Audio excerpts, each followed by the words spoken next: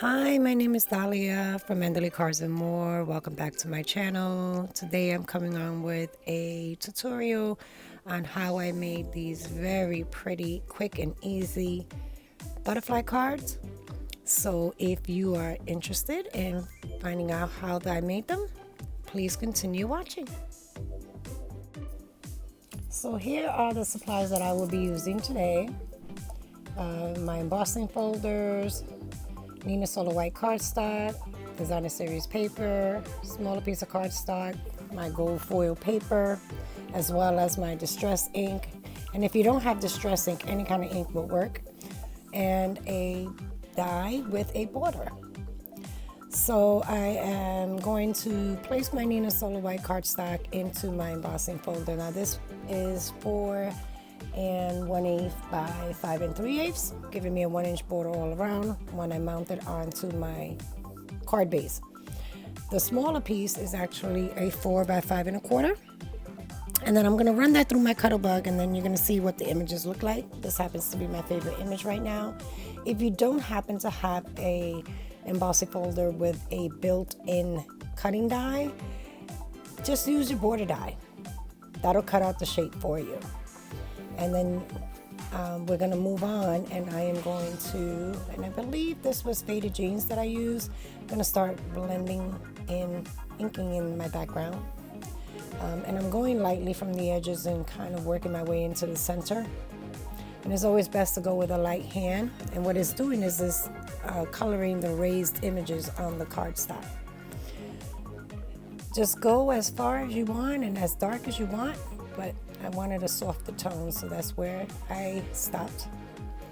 And then I got a little inking crazy, and this border was supposed to remain white because I had that blue Designer Series paper that I wanted to use. So later on in the video, you'll see that I cut out another one and left the solid white. So instead of making 2 cards, we're going to make 3. And since I still have that ink out, we're going to color in the butterfly as well. And that's it for the coloring. This is what we're working with. That's when I realized I shouldn't have colored that piece in, but that's okay. So here we are, we're moving on to cutting out the border and the butterfly from the gold foil. And as you can see, this is a very intricate die. So there goes the border.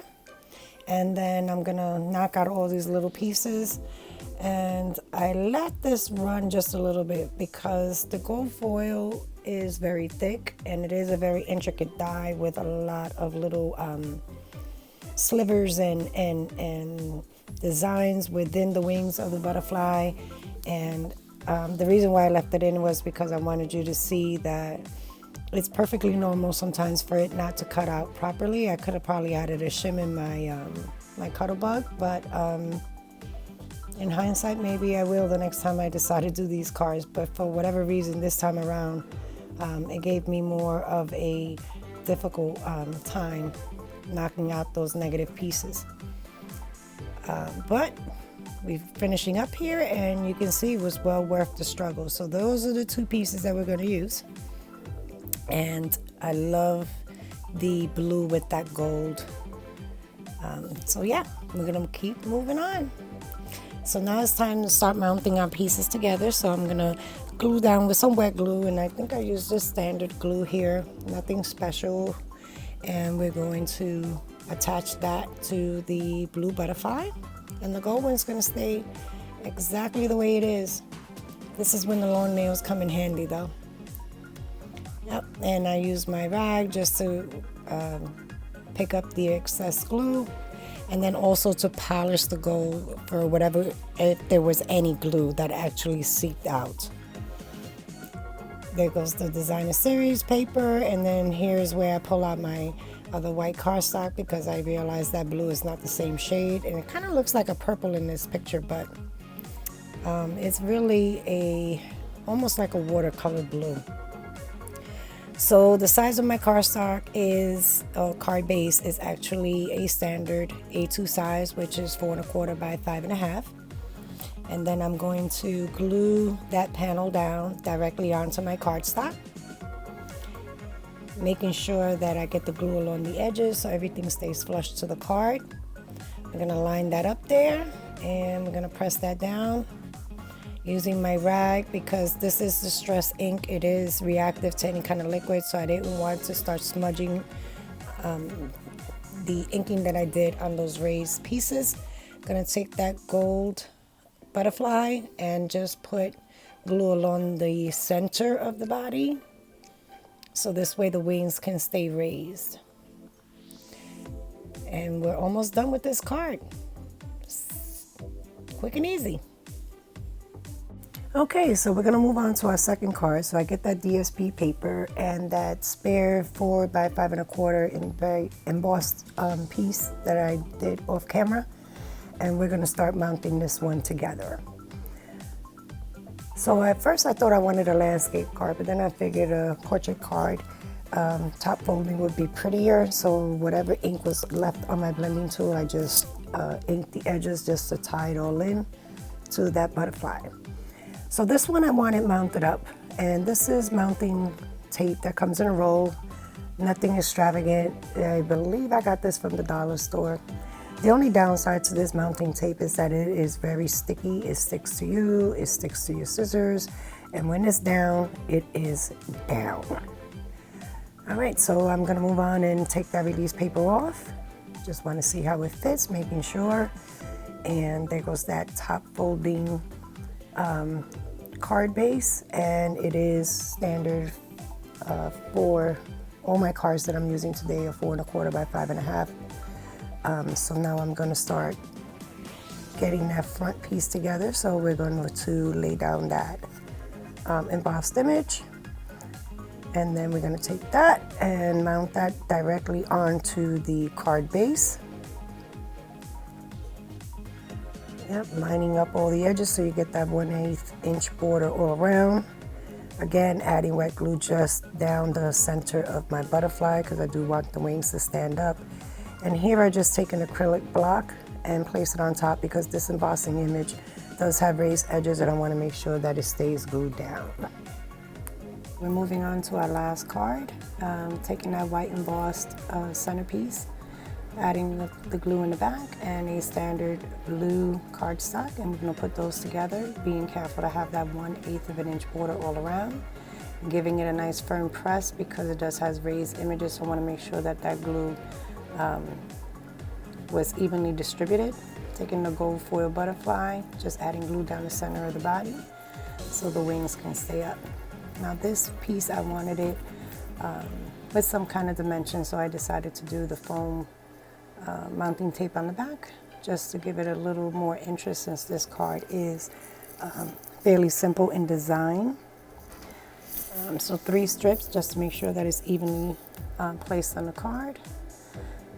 Grab my card base, and this one's going to be top folding, taking off those release strips from the back, and then being mindful to make sure that I center it as best as I can, because once it's down, it's down. Giving it a nice firm press, make sure there's no gaps in between, and there we have it. 3 cards. Okay, so now we're gonna work on our sentiments. So I go into my stash and I grab 2 dies that I thought would look cute with the cards, some spare cardstock, and I picked up 3 clear stamps, 2 saying thinking of you in different fonts and one that says best wishes. And I'm going to grab my Tonic Studios platform, and first I thought I was going to use Memento Tuxedo black ink with clear embossing powder, but I decided to tie in the gold and use gold embossing powder, which I thought would look much, much better. So I'm going to set my paper up, make sure it's secured down. I'm going to use my anti-static tool to make sure, or at least try not to get embossing powder in areas that I don't want. Line up my stamp, get my Versamark, which is a very sticky ink, clear ink, and give that a couple of presses just to make sure I have even coverage. I'm gonna grab a spare piece of copy paper, fold it in half just to catch that extra embossing powder that is not gonna stick. Give it a nice firm tap and a couple of little flicks, And if for whatever reason you found that embossing powder got on other areas of the card, use a clear, fine brush. And then I'm just gonna funnel that excess powder back into its container. So I did the other two off camera. So this is what they look like now. The two thinking of using best wishes. I'm gonna use my Darice heating tool.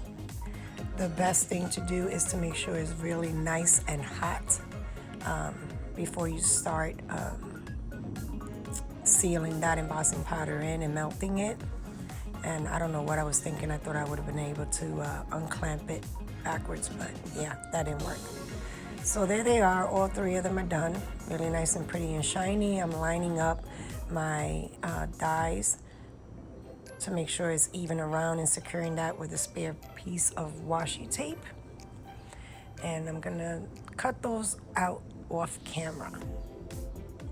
Okay, so here they are, and I am carefully releasing the washi tape and separating the die cut from the die.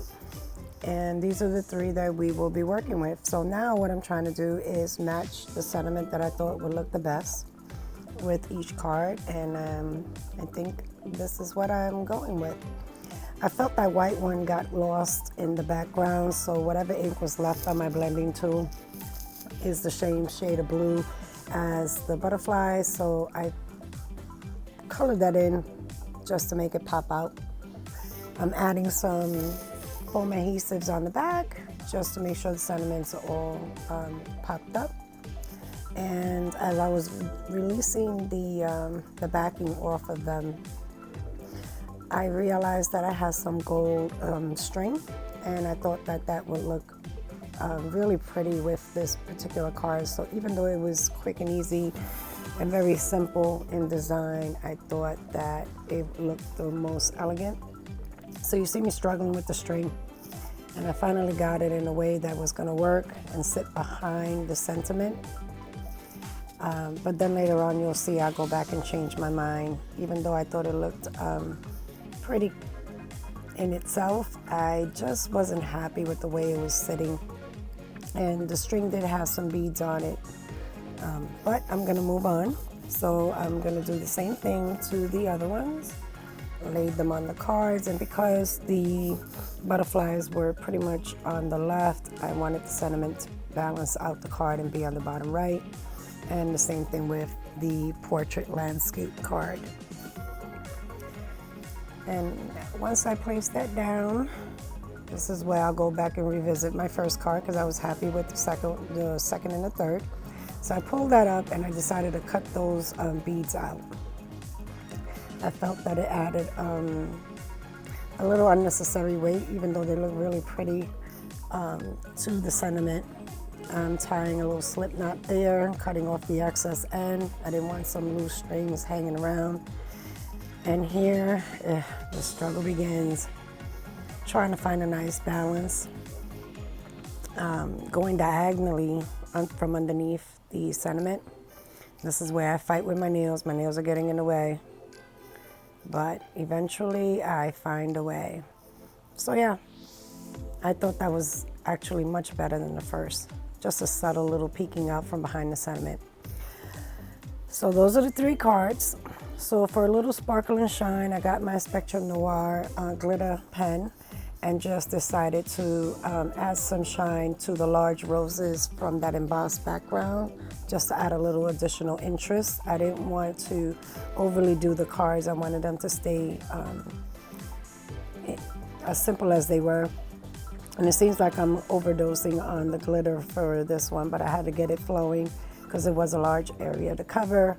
And although you don't see it here, hopefully the close-ups that I'll show at the end, you'll be able to see that shimmer that it does add.